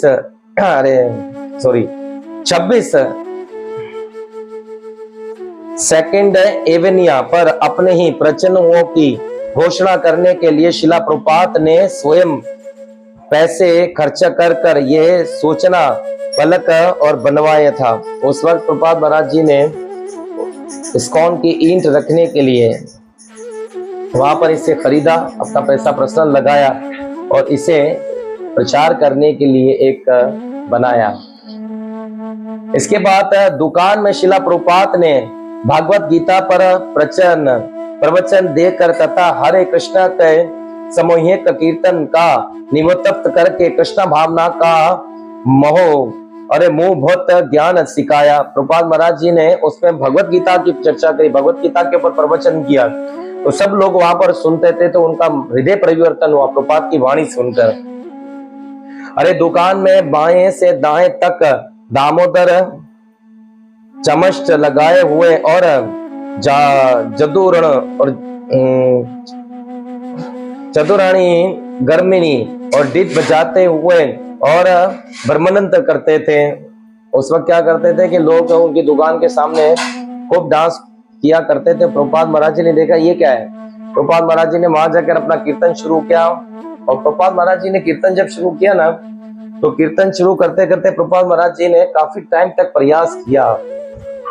प्रयास करते करते हुए डायरेक्ट भगत नहीं बने, प्रभुपाद महाराज जी ने बहुत टाइम तक प्रयास करते गए। इससे पहले भी सरस्वती ठाकुर महाराज जी के कई शिष्य गए प्रचार के लिए, पाश्चात्य देश को कामयाब नहीं हुआ। प्रभुपाद महाराज जी ने अंत के अंदर लेटर लिखा सरस्वती को ठाकुर महाराज जी को, गुरुदेव मुझे सफलता नहीं मिल पा रही, अगर आज कोई सफलता नहीं मिली तो मैं दोबारा वापसी भारत आ जाऊंगा। तो प्रभुपाद महाराज जी ने आंख बंद कर कीर्तन करना शुरू किया। तो कीर्तन करते के बाद जब आंख खोली तो बहुत सारे लोग झूम रहे थे उस कीर्तन के पर। प्रभुपाद महाराज जी ने अपने गुरु को प्रणाम किया मन ही मन और धन्यवाद किया, धन्यवाद किया कि गुरुदेव आपकी कृपा से आज ये काम हुआ है। तो बहुत सारी चीजें हैं, समय कम है हमारे साथ, तो चलते हैं आगे। अरे शिला प्रभुपाद के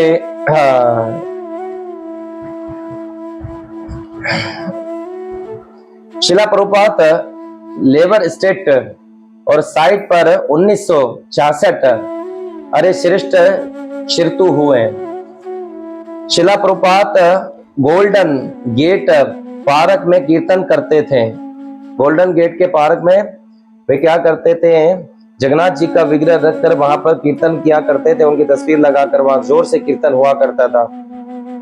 शिला प्रभुपाद उनके सहन और प्रसन्न को कुछ शिशुओं के साथ 1968 में वे बहुत सारे उनके शिष्यों के साथ प्रभुपाद महाराज जी बैठते थे और प्रचार कार्य हुआ करता था। प्रभुपाद महाराज जी कैसे प्रचार कार्य को सब लोग सुनते थे, क्योंकि प्रभुपाद महाराज जी ज्यादा प्रचार नहीं करते थे, केवल 20 मिनट प्रवचन देते थे। शिला प्रभुपाद महाराज जी केवल 20 मिनट प्रवचन करते थे और 20 मिनट के अंदर अंदर व्यक्ति भक्त बन जाता था। अच्छा, बहुत बड़ी बात है प्रभुपाद महाराज जी की कि प्रभुपाद महाराज जी 20 मिनट प्रवचन करते थे, भक्त बन जाते। हम यहाँ पे 1-1 घंटा 2-2 4-4 घंटे तक प्रवचन करते हैं, लेकिन भक्त बहुत मुश्किल से बन पाते हैं। तो प्रभुपाद जी की वाणी ऐसी अद्भुत हुआ करती थी कि प्रभुपाद महाराज जी ने अपनी वाणी द्वारा बहुत सारे लोगों का दिल जीता। पाश्चात्य देश में जाकर जब प्रभुपाद महाराज जी ने हैप्पी लोगों को, जो शराब पीते थे, पराई स्त्री का संग करते थे, जुआ खेलते थे और नशा करते थे अफीम गांजा का, प्रभुपाद महाराज जी ने उन सबको भक्त बना दिया। ऐसा भक्त बनाया कि वो चाय भी नहीं पीते थे। तो वहां के अंग्रेज एक मिनिस्टर ने आके प्रभुपाद जी से कहा कि भाई हमने इन पे करोड़ रुपया खर्च कर दिया इनको सुधारने के लिए, आज तक ये नहीं सुधरे, तुमने कौन सा जादू इन पे किया कि ये सुधर गए?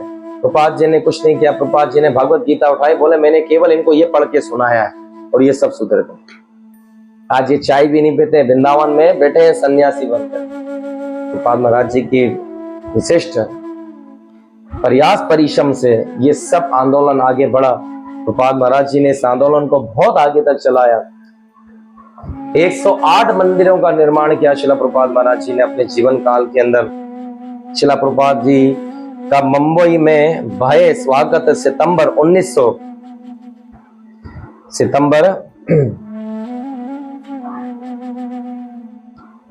मुंबई में जब उनका स्वागत हुआ तो बड़े ही जोश और खरोश से सब लोगों ने क्या 29 तारीख का 1970 के अंदर प्रभुपाद महाराज जी दोबारा आए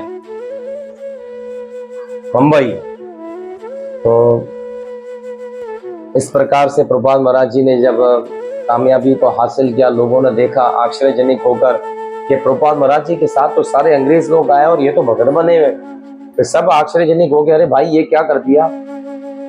तो प्रभुपाद महाराज जी से एक बार किसी ने प्रश्न किया कि प्रभुपाद हम आपसे ये प्रश्न करना चाहते हैं कि आपने क्या अंग्रेजों को भक्त बना दिया और ये सन्यासी बनकर बैठे हुए हैं, और आप, ये तो अंग्रेज है, इनको आपने सन्यासी बना दिया। प्रभुपाद जी ने कहा कि इन लोगों ने अंग्रेज होने के बावजूद भी अपने धर्म को अपना लिया है, लेकिन यहाँ हमारे धर्म के लोग अंग्रेज नहीं है, सनातन धर्म में रहकर भी अपने धर्म को नहीं अपनाते। ये तो अंग्रेज होने के बावजूद भी अपने धर्म को, हमारे सनातन धर्म को अपनाया। अरे तुम लोग तो जो है सनातन धर्म में रहकर भी सनातन धर्म को नहीं अपनाते हो, तो तुमसे अच्छे तो ये लोग हैं जो हैप्पी और ऐसे बिगड़े हुए लोग थे, लेकिन आज ये भगवान के भक्त बन गए। लेकिन तुम लोग आज भारत में रहते भी भगवान के भक्त नहीं बने। प्रभुपाद महाराज जी की बहुत अच्छी अच्छी बातें बताई जाती है। प्रभुपाद महाराज जी ने बड़ा प्रयास परिश्रम किया अपने जीवन काल के अंदर। आखिरी लम्हे में भी प्रभुपाद महाराज जी भागवत का उस पर प्रचार कार्य कर रहे थे, भागवत के स्कंद को लिख रहे थे। प्रभुपाद महाराज जी के देखे ना, वो शरीर इतना दुर्बल था कि उस शरीर से कुछ भी नहीं होता था, लेकिन प्रभुपाद महाराज जी उस वक्त भी कह रहे हैं, क्यों? क्योंकि भगवान का काम था, वो भगवान का कार्य, इसमें कोई शक नहीं है। ये सब कृष्ण कृपा है, सब भगवान की दया कृपा से हमको मिला। ये प्रभुपाद महाराज जी अगर आज नहीं होते तो शायद हम लोग भी यहाँ नहीं होते हैं। तो ये प्रभुपाद जी का एक आशीर्वाद था। बहुत सारी बातें हैं, कल हम थोड़ा थोड़ा करके पढ़ेंगे और भी प्रभुपाद के विषय में कि प्रभुपाद महाराज जी ने आगे और क्या क्या हम सब के लिए कर कर गए। मैं कहता हूं कि प्रभुपाद महाराज जी ने ना हमारे लिए एक प्लेट में रख के हमको खिलाया, ये खाओ, सब कुछ प्रभुपाद ने तैयार कर दिया। लेकिन हम लोग ऐसे लोग हैं कि हम फिर भी प्रभुपाद की पुस्तक, उनकी वाणी और उनकी शास्त्रों के ऊपर अपना मन नहीं लगाते हैं, उनके प्रचार कार्यों को आगे नहीं बढ़ा पाते, घर में रहकर अपना टाइम पास कर पा रहे, लेकिन ये भूल जाते कि टाइम हमको पास करके आगे जा रहा है। प्रभुपाद महाराज जी अगर आज नहीं होते तो शायद हम भी यहाँ नहीं होते, क्योंकि पाकिस्तान देश के अंदर भी शिला प्रभुपाद महाराज जी के एक शिष्य शिला भक्तिपाद महाराज जी ने भी प्रचार कार्य किया। उस प्रचार कार्य के मद्देनजर करते हुए आज पाकिस्तान देश में भी भक्त और कृष्ण भावना अमृत प्रज्वलित हुई है। भक्तिपाद महाराज जी ने भी पाकिस्तान में आके प्रभुपाद जी के कहने पर ही प्रचार कार्य किया था। तो आज हम सब लोग यहाँ जो बैठे हैं पाकिस्तान में प्रचार कर रहे हैं, ये सब शिला प्रभुपाद की कृपा है और कुछ नहीं है। तो मैं एक बात ये कहना चाहता हूँ आप सब लोगों से कि प्रभुपाद महाराज जी ने हर एक देश में, हर एक प्रांत में जा जाके प्रचार किया। प्रभुपाद महाराज जी की ये विशेष कृपा है हम सब के ऊपर। हम सब लोगों को ये सब बातें सोचनी चाहिए तो क्या हम प्रभुपाद जी के आज आविर्भाव पे खुशी नहीं मनाएंगे? हम उनके लिए हमेशा प्रणाम करेंगे। और मेरा एक पर्सनल चीज है कि मैं हमेशा प्रभुपाद जी जो है ना, मैं यहाँ कभी भी अपने घर पर बैठकर प्रचार शास्त्र को पढ़ता हूँ तो प्रभुपाद जी हमारे सामने नजर आते रहते हैं और हमें आशीर्वाद देते रहते हैं। आज उनकी कृपा है। और मेरे परम दादा गुरु जी हैं प्रभुपाद महाराज जी, और हमारे गुरुदेव शिला त्रियोगा महाराज जी, उनके गुरु शिला भक्तिपाद महाराज जी, उनके गुरु शिला प्रभुपाद महाराज जी। लेकिन पता नहीं क्यों मन में ना प्रभुपाद महाराज जी के लिए बड़ा प्रेम है। और पता नहीं क्यों बस एक होता है ना कुदरती प्रभुपाद जी को मन से, और बड़ा वो होता है कि जी प्रभुपाद महाराज जी ने इतना कुछ किया। एक आदमी, इतनी बूढ़ा आदमी इतना सब कुछ करके चले गया, हम युवा अवस्था में नहीं कर पा रहे हैं। बड़ी आश्चर्यजनक बात हमको लग पाती है कि हम इतने जवान होकर नहीं कर पा रहे, लेकिन प्रभुपाद ने इतने बुढ़ापे में इतना काम कर दिया। आज हम इतने आलस हो गए कि हम कथा कीर्तन के लिए या कहीं भी हमें कुछ भी हो, हम सोचते रहे क्या करना, छोड़ो ना, घर में समय दे देते हैं। लेकिन प्रभुपाद महाराज जी ने अपने समय को व्यर्थ नहीं किया। अपने समय को प्रभुपाद महाराज जी ने भगवान की सेवा में लगाया। और आज प्रभुपाद की कृपा नहीं होती तो शायद हम भी यहाँ नहीं होते। धन्यवाद करते हैं शिला प्रभुपाद महाराज जी को। कुछ और भी चर्चा हम कल भी करेंगे, क्योंकि प्रभुपाद महाराज जी की एक लीला नहीं, अनेकों लीला है प्रभुपाद जी की। बड़ा आनंद आता है मुझे प्रभुपाद जी के विषय में पढ़ने से, और बहुत सारी बातें प्रभुपाद जी की शिक्षाएं, और एक अंदरूनी एक मन से प्रेम है प्रभुपाद जी के साथ में, और बहुत मन चाहता है। और आज भी प्रभुपाद महाराज जी की व्यास पूजा करने के पश्चात हम ये पुस्तक पढ़ रहे थे प्रभुपाद जी का, इसका नाम है प्रभुपाद। ये बहुत अच्छा पुस्तक है। मैंने प्रभुपाद जी के जीवन चरित्र को हमेशा पढ़ना चाहता था, सोचता था प्रभुपाद ने इतना काम किया, कैसे कैसे किया, कैसी गंभीर स्थिति में प्रभुपाद जी ने काम किया। तो इन पुस्तकों को पढ़ने से ऐसा मुझे लगता है, फील होता है कि वाकई प्रभुपाद महाराज जी एक भगवान के बहुत बड़े भक्त थे, जिन्होंने इतना प्रचार कार्य करने के लिए अपने जीवन की परवाह नहीं करी, अपने परिवार की परवाह नहीं करी। और आज परिवार की परवाह अगर प्रभुपाद महाराज जी कर हमारे जिसने बैठ जाते तो क्या हमारे परिवार भगवान की भक्ति में लग पाते? प्रभुपाद ने अपने परिवार की चिंता नहीं करी, हमारे परिवार की चिंता करी, जब तो आज हमारा परिवार भगवान की भक्ति कर रहा है। हम भगवान की भक्ति नहीं कर पाते। मैं 3 बार प्रभुपाद महाराज जी को हरे कृष्ण महामंत्र से थैंक यू कहना चाहता हूँ।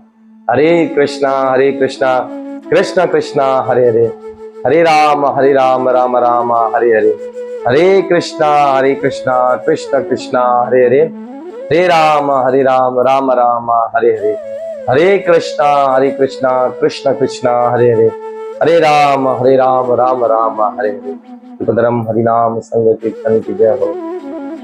वर्तमानाचार्य आदरणीय पूज्य गुरुदेव श्री त्रियोगा महाराज की जय हो। कीर्तनंदा स्वामी जगत गुरु शिला भक्तिपाद महाराज की जय हो। ऐसी भक्ति वेदांता स्वामी अभय चरण बिन शिला प्रभुपाद महाराज की जय हो। पतित पावन गौर सुंदर महाप्रभु की जय। राधा वृंदावन चंद्र बिहारी भगवान की जय। श्री राधे कृष्ण भगवान की जय। श्री कृष्ण गोपाल लड्डू गोपाल की जय हो। निताय गौर प्रेमानंदी गणज राज श्रीमद् भागवत महाप्राण की जय। जय जय श्री राधे श्याम, जय जय श्री राधे श्याम, जय जय श्री राधे श्याम।